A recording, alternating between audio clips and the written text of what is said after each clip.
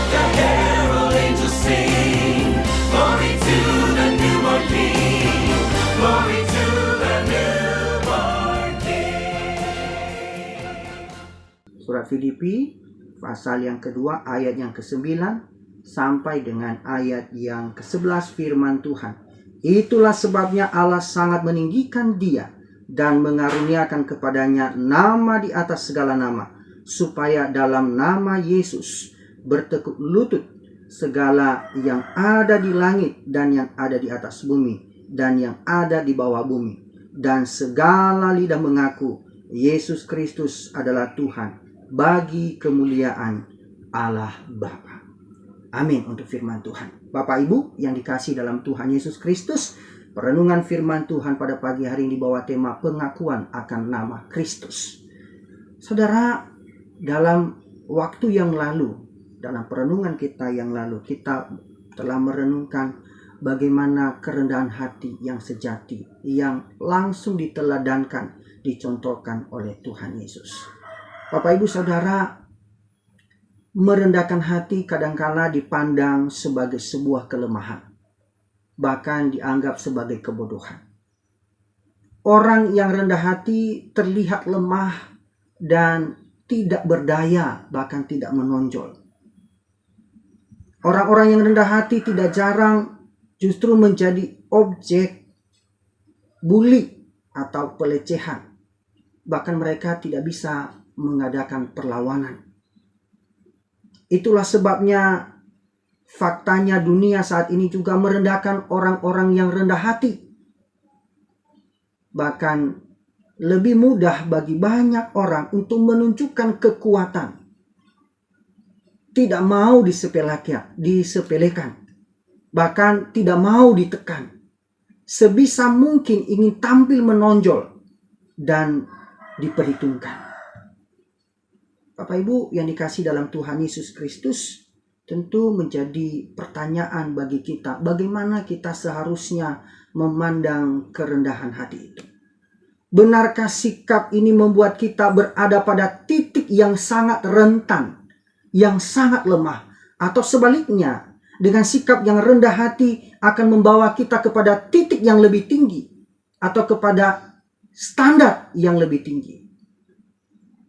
Bapak Ibu, apa yang sudah kita renungkan pada waktu yang lalu, ini merupakan lanjutan perenungan kita, pengakuan akan nama Kristus. Mengapa kita harus ada pengakuan akan nama Kristus? Alasan yang pertama adalah karena Allah sangat meninggikan Dia. Kalau kita melihat pada bagian sebelumnya ayat 6-8, kita sudah belajar bagaimana kerendahan hati Kristus, bagaimana perendahan dirinya yang tak terkira, yang tak bisa difahami, diselami dengan pikiran normal kita manusia. Dari surga yang mulia turun ke dalam dunia yang paling hina. Pencipta telah mengambil hakikat ciptaan yang terbatas. Seharusnya dia tak terbatas. Ketika dia menjadi manusia yang paling hina. Bahkan mati secara mengenaskan. Dipandang dengan konsep yang terkutuk. Ini merupakan tindakan merendahkan diri yang tidak bisa kita lakukan. Mungkin kita diejek, mungkin kita dihina, tapi tidak sebanding dengan ejekan dan penghinaan yang diberikan kepada Yesus yang adalah teladan kita rendah hati. Bapak Ibu Saudara yang dikasihi dalam Tuhan Yesus Kristus, kalimat di ayat yang ke-9 diawali dengan kata itulah sebabnya. Sebenarnya dalam frasa atau kalimat awal itu karena itu. Ini menunjukkan bahwa bagian ayat yang ke-9 ini merupakan bagian kelanjutan dari ayat yang ke-6 dan ke-8. Dan karena alasan inilah perendahan diikuti dengan pemuliaan. Tidak untuk selamanya orang yang rendah hati akan terus dieksploitasi dalam kerendahannya. Tapi ada momen di mana Allah sendiri akan mengintervensi kehidupan seseorang. Ketika momen itu tiba, maka Allah sangat meninggikan. Dalam ayat yang ke-9 sampai dengan ayat 11, Allah sendiri memuliakan Yesus. Dia memiliki nama di atas segala nama, dan kepadanya semua makhluk akan bertekuk lutut dan mengakui akan ketuhanannya. Bapak Ibu yang dikasihi dalam Tuhan Yesus Kristus, ayat yang ke-9 sepertinya ada perubahan yang begitu cepat, di mana di bagian ayat yang sebelumnya menggambarkan apa yang Tuhan Yesus lakukan. Dia mengambil jalan penyangkalan diri. Dia tidak mencari nama untuk dirinya sendiri. Bahkan dia merendahkan dirinya.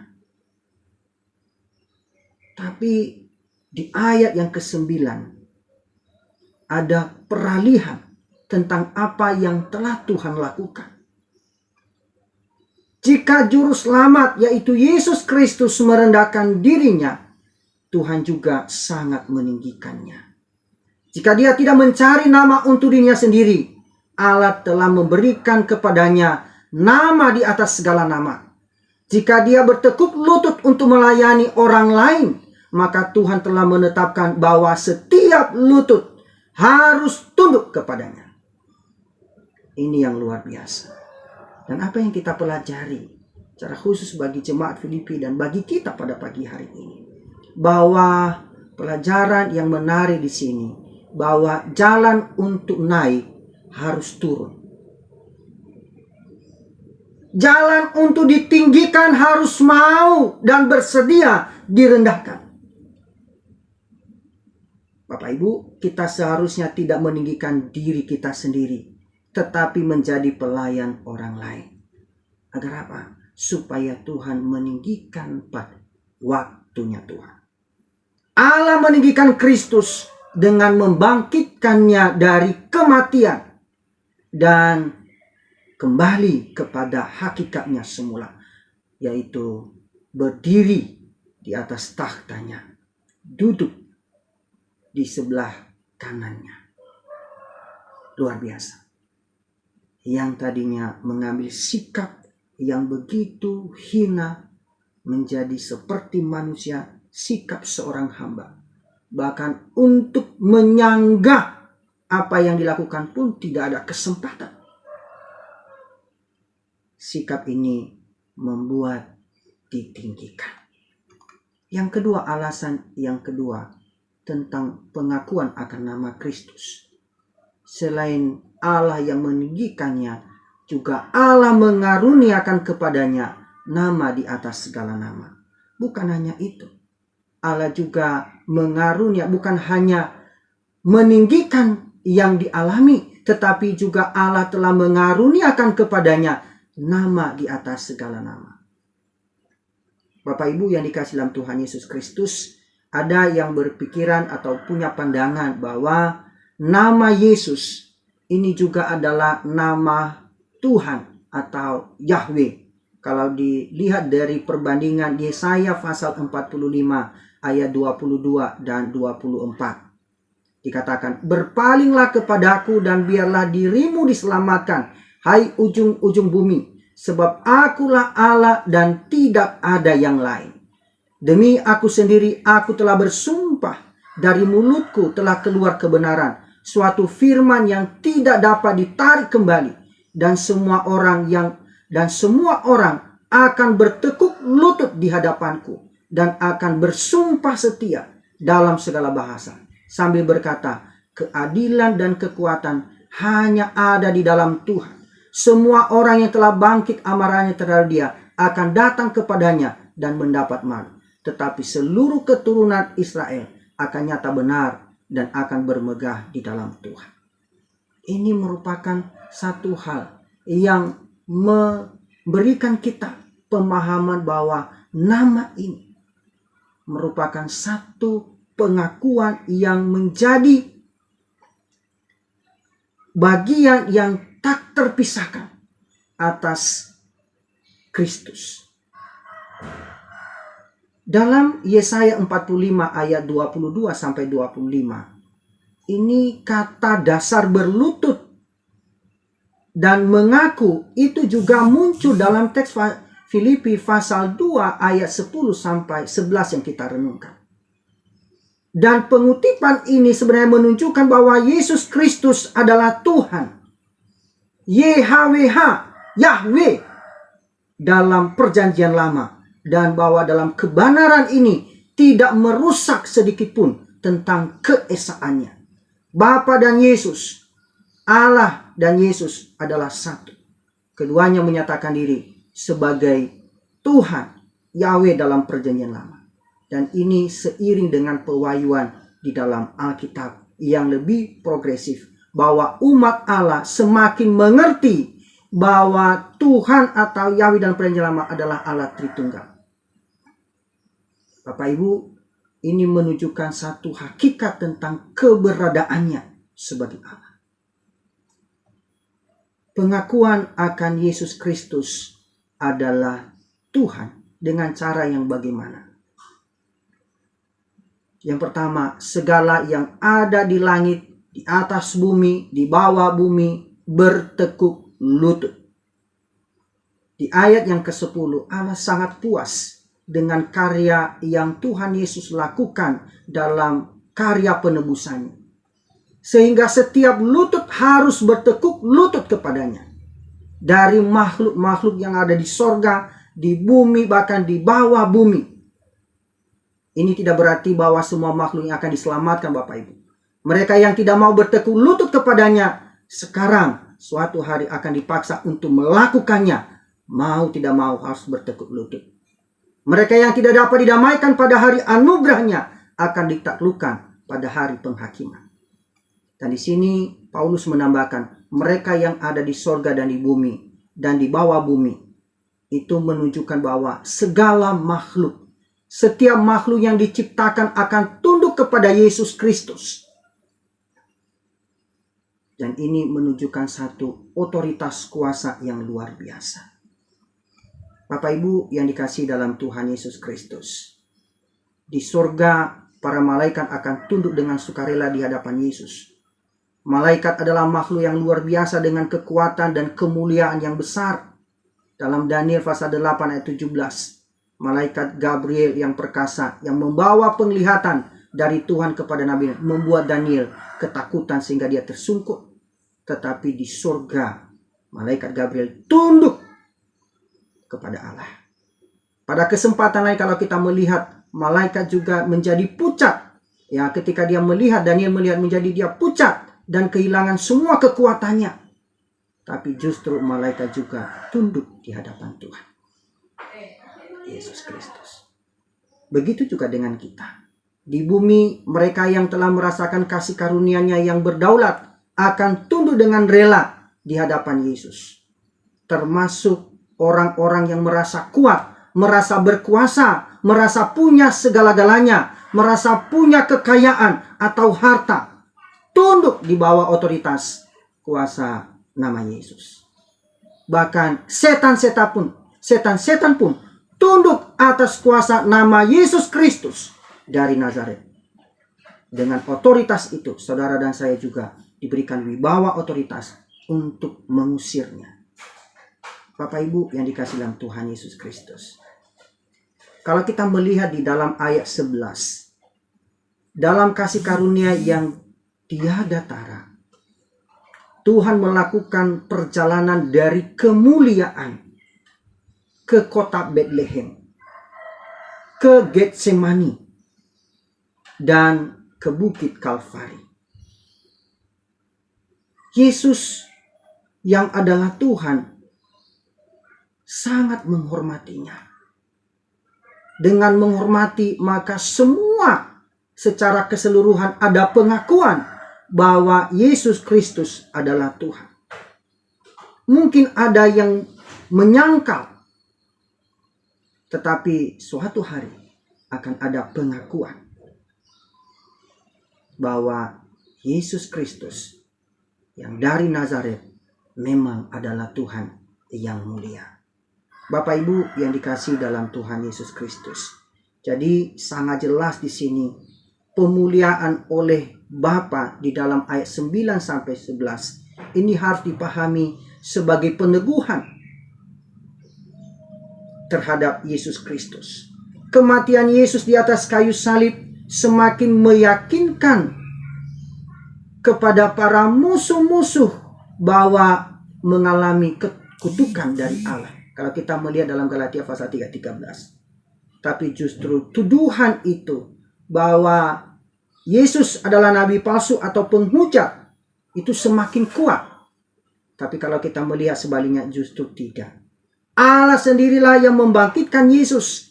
Dan itu sebagai bentuk peneguhan atas apa yang Yesus ajarkan. Dan juga ini merupakan pembelaan terhadap semua musuh-musuh antikristus. Bahwa ada pengakuan terhadap nama Kristus.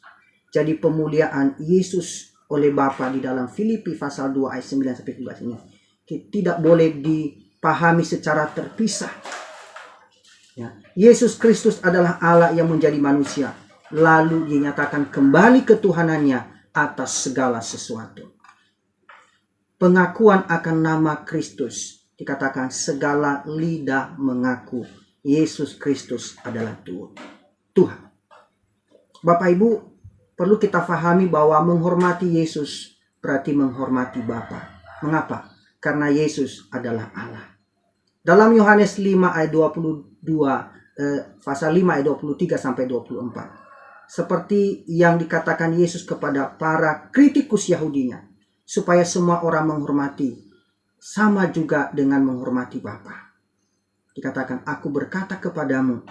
Sesungguhnya barang siapa mendengar perkataanku. Dan percaya kepada dia yang mengutus aku. Ia mempunyai hidup yang kekal. Dan tidak turut dihukum. Sebab ia sudah pindah dari dalam maut ke dalam hidup. Karena Yesus dan Bapa adalah satu. Itu berarti memuliakan Yesus. Berarti memuliakan Bapa. Maka tujuan pengakuan kita adalah. Supaya dalam nama Yesus. Ya, segala lutut bertelut. Dan segala lidah mengaku. Bahwa Yesus Kristus adalah Tuhan. Kisah Rasul 4 ayat 12 dikatakan. Dan keselamatan tidak ada di dalam siapapun juga. Selain di dalam dia. Sebab di bawah kolong langit ini. Tidak ada nama lain yang diberikan kepada manusia. Yang olehnya kita dapat diselamatkan. Supaya dalam nama Yesus. Semua orang diselamatkan. Dan tujuan akhir dari pengakuan akan nama Kristus adalah. Untuk kemuliaan Allah Bapa. Kemuliaan Allah adalah tujuan dari tujuan kekalnya di dalam Kristus. Jika orang tidak mau memberikan kemuliaan kepada Tuhan dalam hidup ini, maka mereka akan melakukannya bertentangan dengan keinginan mereka sepanjang kekekalan. Maka tidak ada paling akhir yang kita lakukan. Semua yang kita lakukan bermuara dan terarah hanya untuk kemuliaannya saja.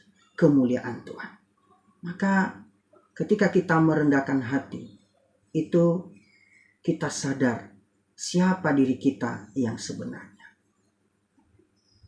Ketika kita mengambil sikap merendahkan hati, itu menunjukkan kita menyadari diri siapa kita sebenarnya di hadapan Tuhan. Kita adalah orang yang berdosa dan hina di hadapannya. Kita tidak lebih baik dan lebih besar daripada orang lain. Maka merendahkan hati itu merupakan tanggung jawab kita. Dan memuliakan orang yang rendah hati adalah bagian Allah. Merendahkan hati adalah tugas kita. Memuliakan orang yang rendah hati adalah bagiannya Allah. Kiranya Tuhan memberkati kita semua.